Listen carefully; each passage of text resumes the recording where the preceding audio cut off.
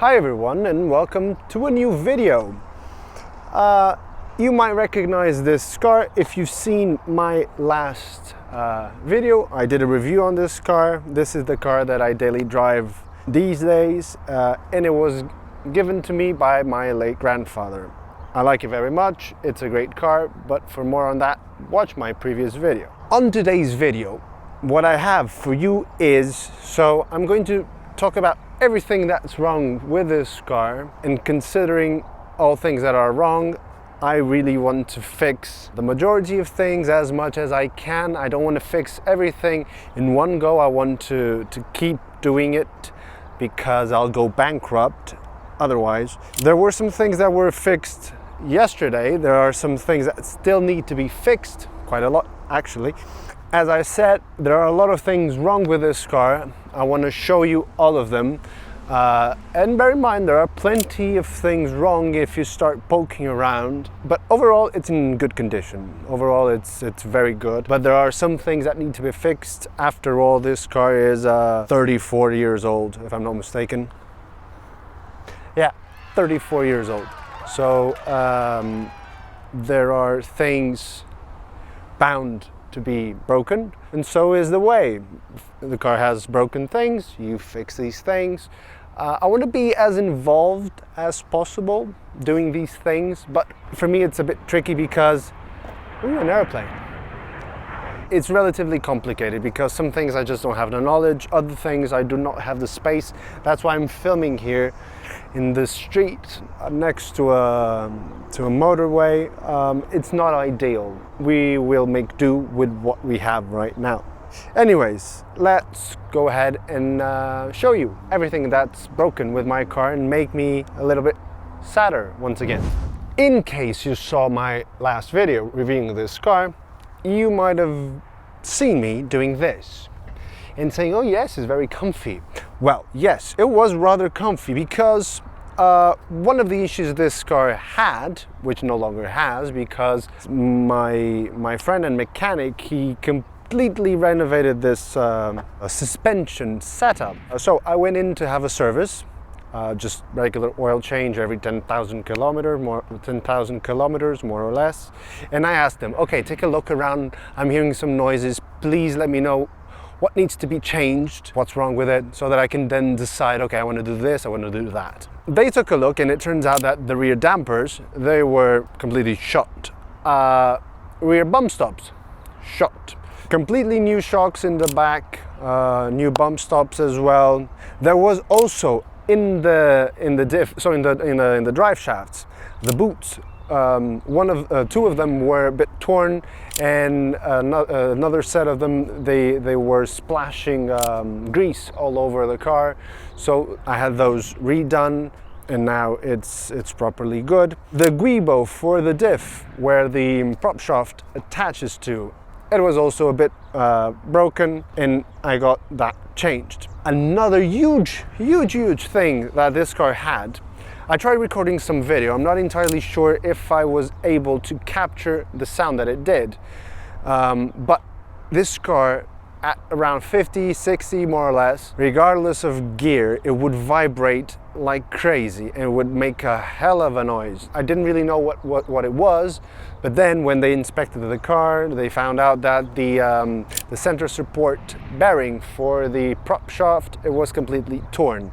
So the prop shaft was just shaking all about, and at that specific speed it was the worst. Other speeds I didn't really feel anything, but so that got also replaced, which is a godsend, because now the car, I drive past 50, 60 and the car, it doesn't vibrate at all. At least that, it does vibrate a bit because it's an old diesel, but that specific thing that was driving me mad, I started to think that my gearbox was starting to break, my diff, something horrible. It turned out to be just a crappy center support bearing. Easy enough, right?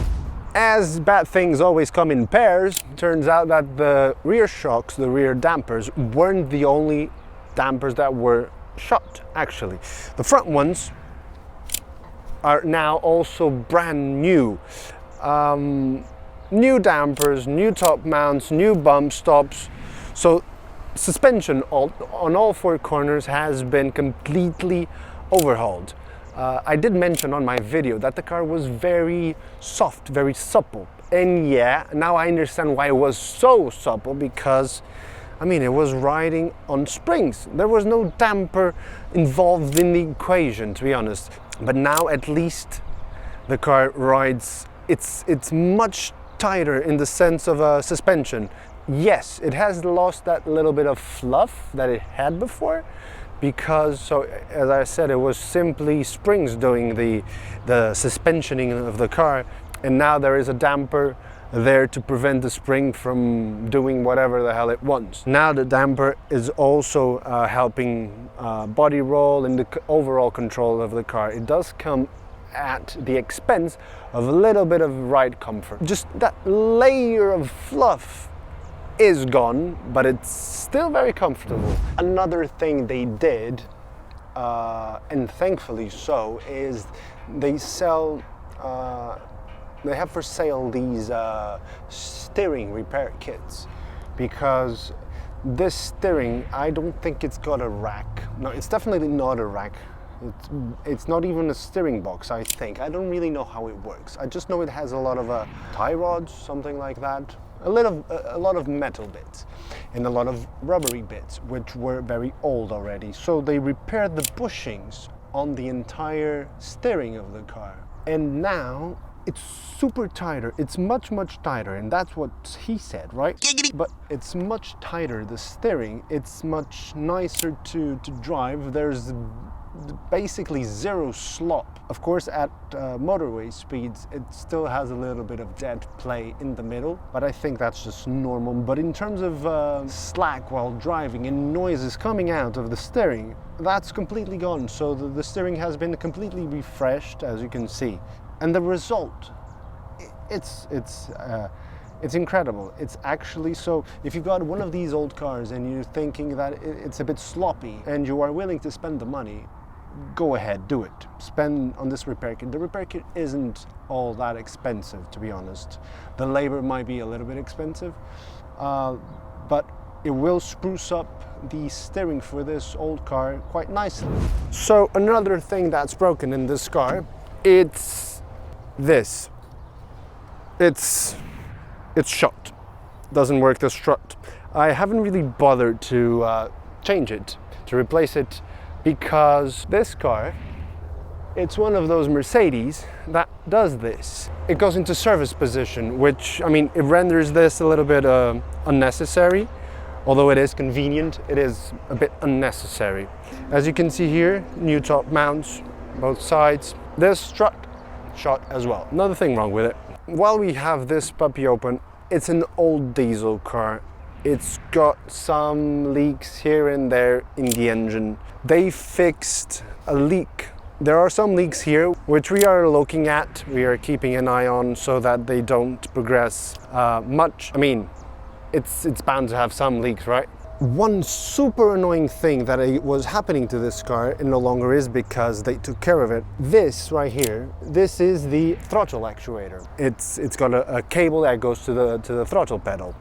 And every now and then, I mean, majority of times, if you press the throttle in a certain way, it would stay stuck in that position. You had to jab it again, and then it would become unstuck, sort of. So they lubricated all of these mechanisms, and now, perfect. I lift off the throttle and the car stops giving me power, which is, I mean, it's how it's supposed to be. But that was some little thing that was not okay with this, and it was an easy fix. Just lubricating the throttle mechanism and all good. This is another thing. This is unexpected. I just found this out now. I'm touching this insulation. I remember that my grandfather, he installed this, well, sometime before he passed away. But it was brand new from Mercedes, and right now I touch it and it completely, I barely touch it and it's gone. It's not really doing what it's supposed to do. I just make holes on it. Well, that's unfortunate. Another thing wrong with it. Jesus. You find me here in the back of the car because, and I hope you can see the sadness in my face. To me, the major issue with this car is the rust. Specifically this part right here. When I got it, it already had a bit of rust. I'm procrastinating or pushing with my belly fixing this because I'm not entirely sure. So I've researched a bit, and I will have to remove this windscreen to remove this windscreen. I need to remove a bunch of things, and then there are these metal railings that are, I don't think they're available anymore, and if they break, it's a pain in the ass. But yeah, this is the biggest issue in my opinion. So rain already pours into my trunk. There's this big rust spot right here. There's another slightly smaller one on the left side, and there's another rust spot, visible rust spot on the engine bay, in the engine bay actually. There are some other rust spots around. I think it's more like surface rust. Right now this is high on my list of things to do. I really want to get this fixed, and hopefully I'll be able to do something for you to watch, because I want to take all of this apart. I want to take as much apart from this car as possible to prep it for someone that can actually fix this, to take care of it. But yeah, so rust is a big issue with this car. Big no-no. Another issue, it's cosmetic. It's unfortunate, it's not the end of the world. Someone really didn't like my grandfather, or my grandfather did something really stupid, and someone decided to take a key to his bonnet, and there's a big scratch that goes all the way from here to here. And the overall condition of the paint, it's not the best. There are definitely some areas where it needs attention. I'm not entirely sure how much you can polish, how much you need to repaint, but to make things easy, when I fix the rust in the back, I might paint all of this, the roof and the bonnet as well. I think those are the parts that I might paint, depending on whether I can buff these out at the same time. If I can, wonderful. If not, I might need to rethink my strategy. Almost wrapping up with things on the outside of the car. One thing that's very annoying, again, if you watched my video, I said that this car does not have a key fob to open, which is, it's a bit annoying when you've had that for so many years and now you don't have it. It's a bit annoying. It's not the end of the world. It's a bit annoying.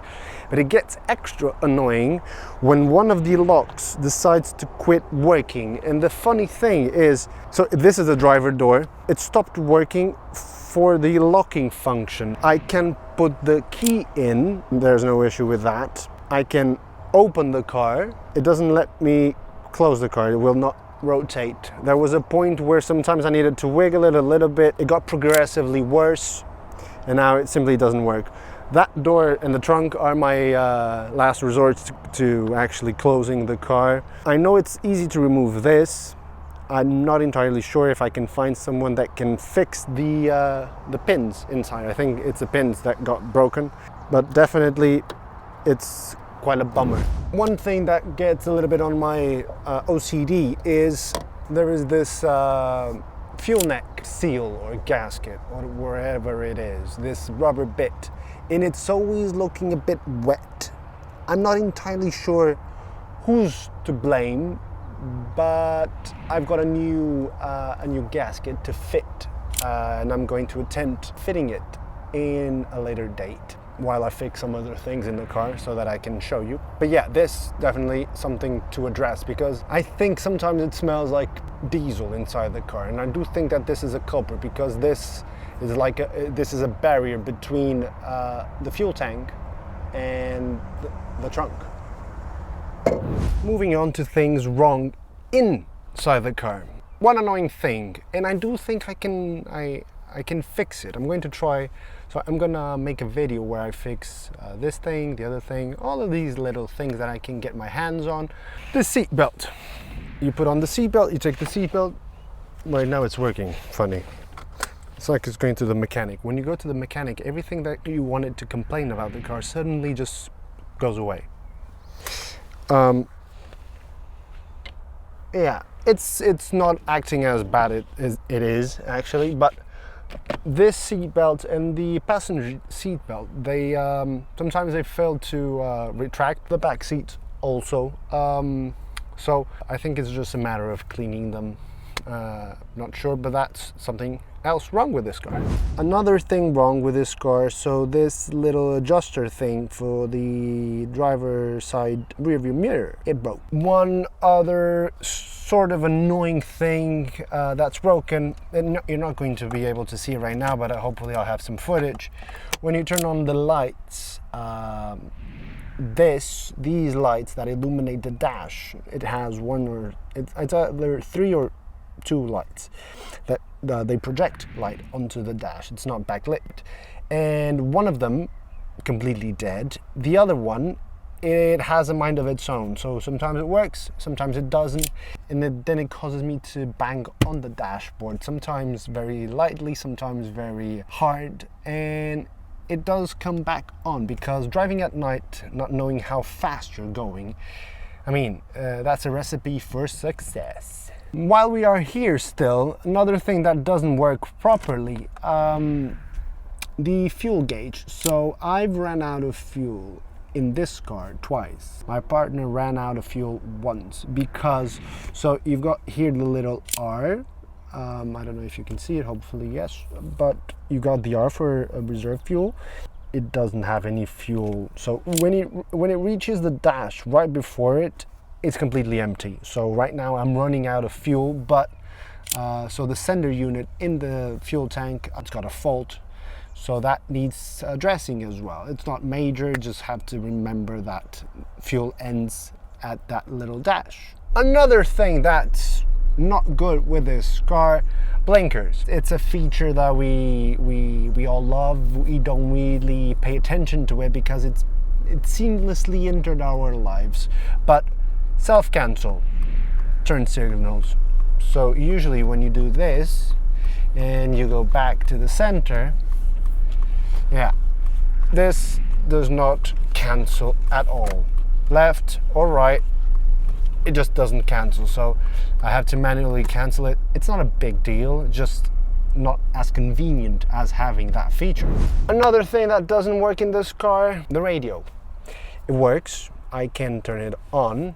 The antenna goes up. I can see it go up, but I'll get to that later. It doesn't work.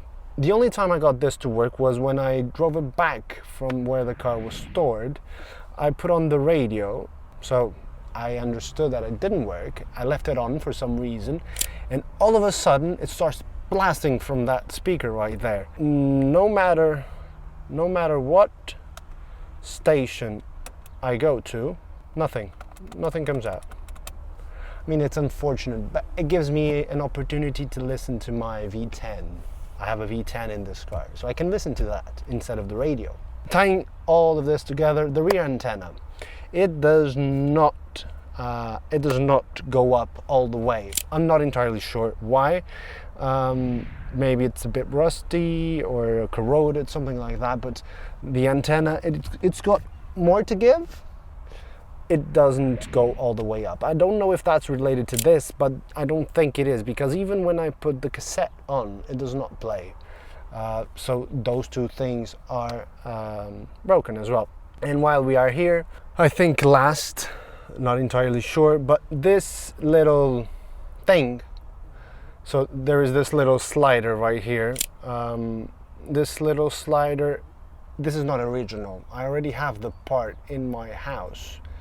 I will install it when I do all of these little installs in this car, but yeah, not original, not a big deal, but simply not as it's supposed to be. Okay, now just to wrap up this video, I did start by mentioning that a lot of things were fixed: suspension, steering, etc. And this is just a little drive to tell you about my impressions.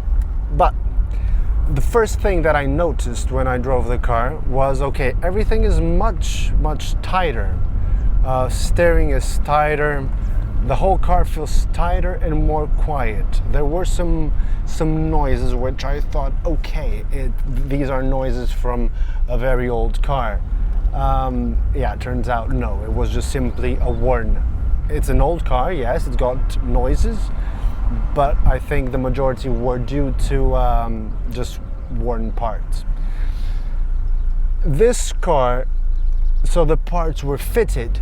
I don't know what happened. Maybe when the tire shop did the alignment, we're not still sure, because as I said, this was done yesterday and I picked up the car immediately.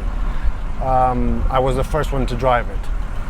But now what happens is that when I turn left, so full lock to the left, driving very slowly, below 10 kilometers per hour, the steering wheel wants to self-center, which is, I mean, it's all fine. The issue comes, but look, for example, here. So the car doesn't bounce as much. It lost that little bit of fluff, as I said before, that little bit of creaminess. It's more taut. It's tighter overall. So you're bound to have a little bit stiffer of a car, but nothing major. And I do like to think that, okay, it's safer to drive now. As I was saying, steering, turn to the left, fine. When I turn to the right, there is a certain point where if I let go of the steering wheel, the steering rotates all the way to the right, and it goes to the locking position. So it's at maximum steering to the right, and it stays there. It does not self-center. That is a bit strange to me. I've already spoken to my mechanic. He finds it odd also, but he needs to take a look. We're not sure if it was during assembly or if it is due to the alignment. That's another issue, which I just remembered, but other than that, fine. Now, the gearbox, not the gearbox, sorry, I thought it was the gearbox, but the car, driving past 50, 60, zero vibrations. It's incredible. Suspension, as I said, a bit tighter, a bit harder, but the car feels nicer to drive.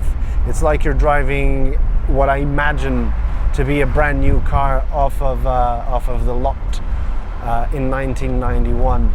Overall, I'm very happy with the money that I invested in doing these little things. The market value of these cars is very low. People, though, they don't really spare the money to get this car running properly.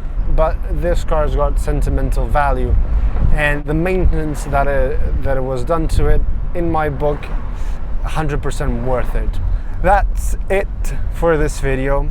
To wrap it up, fix your cars. If you can afford to fix it, fix your cars. Just do not drive them until they're falling apart. To me, I don't like that. I don't like that mentality, to be honest. I like to have my cars ready for anything. If I need to take a big trip for some unknown reason, the car is up to task. I don't need to will my car make this trip? Yeah. With that said, if you've enjoyed this video, consider subscribing. It always helps me, as I'm trying to get this channel to 1 million followers. So, hope you enjoyed it, and I'll see you on the next one.